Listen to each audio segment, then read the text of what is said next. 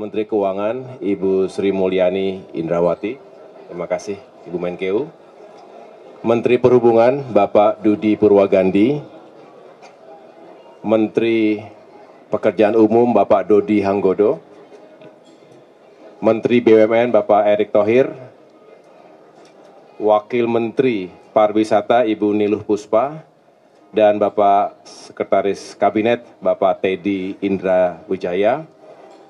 Di sini juga hadir Bapak Faik Fahmi, Dirut Angkasa Pura Injourney, Bapak Dwi Ananda, GM Bandara Suta, dan Bapak Wamil Dansani, Dirut Garuda Indonesia. Pertama-tama, kami semua mengucapkan selamat menunaikan ibadah puasa di bulan suci Ramadan 1446 Hijriah tahun ini. Ini hari pertama sehingga tentu kita semua berbahagia menyambut bulan suci ini dan sekaligus insya Allah ada kabar gembira yang bisa pemerintah sampaikan kepada segenap masyarakat Indonesia. Yang pertama tentu kami para pembantu Presiden berupaya yang terbaik untuk bisa menjalankan apa yang menjadi arahan Bapak Presiden Prabowo Subianto, di mana beliau senantiasa ingin menghadirkan kebijakan yang pro rakyat, termasuk dalam rangka menghadapi masa mudik lebaran tahun ini. Beliau kemarin juga telah menyampaikan berbagai upaya, kebijakan, dan juga secara teknis mudah-mudahan bisa membantu masyarakat sehingga suasana di bulan suci ini semakin baik dan pada saatnya arus mudik juga arus balik itu bisa semakin aman, nyaman, dan menyenangkan. Dan juga yang lebih penting lagi adalah harga tiket yang lebih terjangkau bagi masyarakat.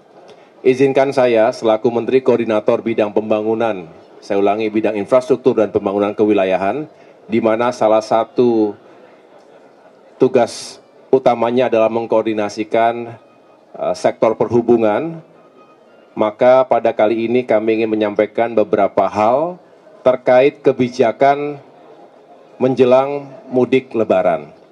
Yang pertama, kita mengetahui dan memprediksi akan ada lonjakan mobilitas, dan ini terjadi setiap lebaran, dan lebih tinggi tentunya dibandingkan Nataru 2024 yang lalu. Oleh karena itu beberapa hal yang harus disiapkan, pertama terkait dengan infrastruktur. Infrastruktur jalan, baik jalan tol, jalan non-tol, dan berbagai fasilitas pendukung transportasi, baik darat, laut, udara maupun perkereta apian, ini juga harus kita pastikan. Menteri Perhubungan, Menteri PU setiap saat berupaya untuk menghadirkan fasilitas yang semakin baik, termasuk juga posko-posko keamanan, posko keselamatan, juga posko kesehatan yang juga harus dihadirkan di sejumlah titik. Ini juga kita khususkan di lokasi-lokasi yang berpotensi terjadi kecelakaan, rawan kecelakaan selama ini secara statistik, maupun juga potensi bencana. Yang kedua, kami juga ingin memastikan adanya optimasi layanan transportasi. Ini multimoda. Kita ingin menambah flight, kemudian juga kereta api dan pelabuhan serta kapal-kapal kita juga dipersiapkan lebih baik lagi untuk menunjang mudik lebaran. Posko terpadu lintas KL tadi juga saya sudah sampaikan, ini diharapkan juga bisa memonitor segala sesuatu yang terjadi di lapangan sehingga cepat untuk bisa mengambil keputusan dengan menggunakan sistem berbasis data termasuk AI. Kita berharap juga di sana-sini dilakukan manajemen bahkan rekayasa lalu lintas jika diperlukan dan mendeteksi jika ada kepadatan yang terlalu berlebihan sehingga bisa diurai dengan mekanisme yang dijalankan oleh Kementerian Perhubungan maupun Korlantas Polri. Kita juga ingin memastikan bahwa menghindari segala bentuk kecelakaan apalagi yang fatal. Kita ingin tegas untuk menertibkan odol. Truk-truk odol, overdimension, overload ini juga seringkali mengakibatkan kecelakaan lalu lintas. Ini tidak bisa dibiarkan. Kita ingin memastikan bahwa bukan hanya pengemudi, tapi juga para owner bertanggung jawab. Jangan sampai truk-truknya berlebihan kapasitas, terutama di jalan-jalan yang padat penduduk dan padat pengemudi, itu bisa menyebabkan kecelakaan di jalan. Kemudian kami juga sampaikan kebijakan lainnya terkait dengan upaya mengurai kemacetan. Kami juga sudah berkoordinasi dengan Kementerian PAN-RB terkait dengan mengurai kemacetan dengan cara flexible working arrangement, flexible work arrangement, atau dulu sering dikenal sebagai work from anywhere. Ini harapannya adalah kita bisa mendahulukan ataupun memulai distribusi mobilitas menjelang mudik lebaran lebih dulu, H-7. Jadi pada tanggal 24 Maret diharapkan sudah bisa diberlakukan work from anywhere atau flexible work arrangement. Ini diharapkan untuk mengurangi puncak-puncak kepadatan lalu lintas di hari-hari atau di malam-malam menjelang Idul Fitri. Kita tahu Idul Fitri nanti juga berhimpitan dengan Hari Raya Nyepi untuk saudara-saudara kita umat Hindu khususnya yang ada di Bali. Nah, ini kita harus atur benar supaya tidak terjadi penumpukan yang terlalu parah. Oleh karena itu harapannya dengan juga disesuaikan dengan sekolah, ya libur-libur sekolah ini juga mudah-mudahan bisa menjadi solusi untuk mengurai kemacetan yang berlebihan. Kami juga ingin memastikan bahwa ada insentif, ya, penurunan harga tiket. Nah, kali ini kami ingin menyampaikan kepada masyarakat bahwa dengan berbagai upaya yang dilakukan oleh Kementerian Perhubungan, Kementerian BUMN khususnya, termasuk juga semua yang terkait atau sebagai stakeholders di bidang industri penerbangan, kita berhasil secara umum menurunkan biaya atau ongkos ke bandar udaraan, lalu mengurangi harga aftur di 37 bandara. Kemudian fuel surcharge itu juga bisa dikurangi sehingga itu sendiri agregatnya bisa seperti penurunan harga tiket di masa Nataru. Tapi yang lebih membahagiakan, terima kasih kepada Ibu Menteri Keuangan, kali ini ada insentif tambahan dari pemerintah berupa PPN, sebagian ditanggung pemerintah sebesar 6%. Ini yang akhirnya secara agregat mudah-mudahan pemerintah bisa menurunkan harga tiket pesawat ekonomi domestik secara keseluruhan selama kurang lebih 2 minggu, itu di angka 13 hingga 14% harga penurunan tiketnya. Ini mudah-mudahan juga membantu masyarakat yang sudah mempersiapkan diri akan pulang kampung, bertemu dengan keluarga, merayakan Idul Fitri di kampung halaman masing-masing. Itu yang menurut saya bisa saya sampaikan, sekaligus saya juga menjelaskan dari Kementerian PU sudah berkoordinasi untuk pengguna jalan darat ada diskon 20% untuk tol di sejumlah atau di berbagai ruas jalan tol yang ada di Indonesia. Ini juga sebuah upaya untuk bisa mengurangi biaya perjalanan darat masyarakat kita. Selebihnya, Kementerian Perhubungan juga berupaya bersama dengan Kementerian BUMN untuk mengadakan mudik gratis 100.000 orang, baik itu bis, kereta api maupun kapal laut. Ini juga mudah-mudahan bisa sedikit membantu. Sekali lagi, Bapak Ibu sekalian, media, teman-teman media, mohon disampaikan kepada masyarakat luas, ini adalah upaya pemerintah tentu arahan dan direktif khusus dari Bapak Presiden Prabowo Subianto yang sekali lagi ingin membuat perjalanan masyarakat di bulan suci Ramadan khususnya Lebaran ini semakin aman, nyaman, terjangkau, dan menyenangkan. Demikian pernyataan pres dari saya, terima kasih. Saya serahkan kepada Ibu Menteri. Terima kasih Pak Menko. Terima kasih Pak Menko Infrastruktur dan Pembangunan Wilayah.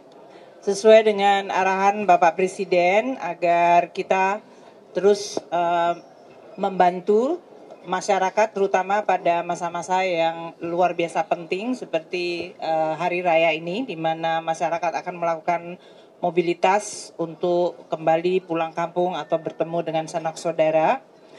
Maka kami di Kementerian Keuangan atas koordinasi dari Pak Menko beserta seluruh kementerian terkait juga berpartisipasi untuk bisa memberikan keringanan bagi masyarakat yang akan melaksanakan traveling di dalam hari-hari mendekati Lebaran. Kemarin kami sudah mengeluarkan Peraturan Menteri Keuangan Nomor 18 Tahun 2025. Peraturan Menteri Keuangan Nomor 18 ini adalah mengenai pajak pertambahan nilai yang ditanggung pemerintah sebagian untuk tiket ekonomi yang akan dilakukan atau untuk domestik dalam hal ini bagi masyarakat kita yang akan melakukan traveling. Dari PMK ini kita akan sampaikan akan berlaku untuk pembelian tiket tanggal 1 Maret hingga tanggal 7 April bagi traveling atau tiket yang akan melakukan perjalanan antara tanggal 24 Maret hingga 7 April 2025. Artinya seluruh tiket ekonomi dalam negeri yang dibeli mulai hari ini tanggal 1 Maret hingga 7 April untuk jadwal penerbangan antara 24 Maret hingga 7 April akan dikurangi pajak pertambahan nilainya sehingga hanya membayar pajaknya 5%. Artinya yang 6% ditanggung oleh pemerintah. PMK ini kemudian akan berlaku efektif bagi yang akan melakukan pembelian mulai hari ini tanggal 1 Maret. Bagi yang sudah terlanjur beli mungkin nggak kena ya jadinya ya, karena kemarin sudah beli. Jadi nyesel padahal kemarin sudah membuat, tapi tanggal 1 Maret masih bisa. Nah, periode tanggal 24 Maret hingga 7 April ini dengan penurunan PPN, penurunannya 6% ya, sehingga yang dibayar hanya 5%, ikut berkontribusi sesuai yang tadi dijelaskan oleh Pak Menko AHY adalah menurunkan tiket pesawat ekonomi dalam negeri tadi hingga bisa mencapai antara berapa tadi Pak? 13%, 13 hingga 14%. Demikian yang saya bisa sampaikan. Jadi kami di Kementerian Keuangan telah melakukan langkah untuk bisa terus mendukung dan mengurangi beban masyarakat. Meskipun pada saat yang sama kami juga tetap berkewajiban untuk mengumpulkan penerimaan negara untuk masyarakat juga. Terima kasih. Wassalamualaikum warahmatullahi wabarakatuh. Selamat menjalankan ibadah puasa.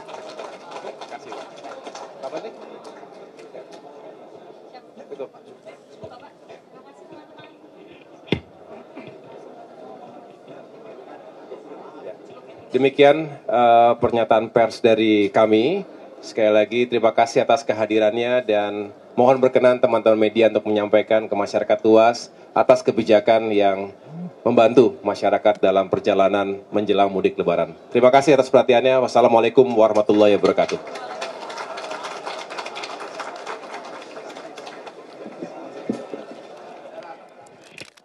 Pemirsa, tadi Anda saksikan adalah konferensi pers yang dilakukan oleh Menteri atau Menko Infrastruktur dan Pembangunan Kewilayahan mengenai pengurangan pajak pertambahan nilai untuk pembelian tiket mulai dari tanggal 1 Maret hingga 7 April dengan perjalanan 24 Maret hingga 7 April 2025. Tadi juga dikatakan oleh Sri Mulyani bahwa pembelian sebelum tanggal 1 Maret tidak akan berlaku pajak pertambahan nilai yang sudah dibayarkan oleh pihak pemerintah.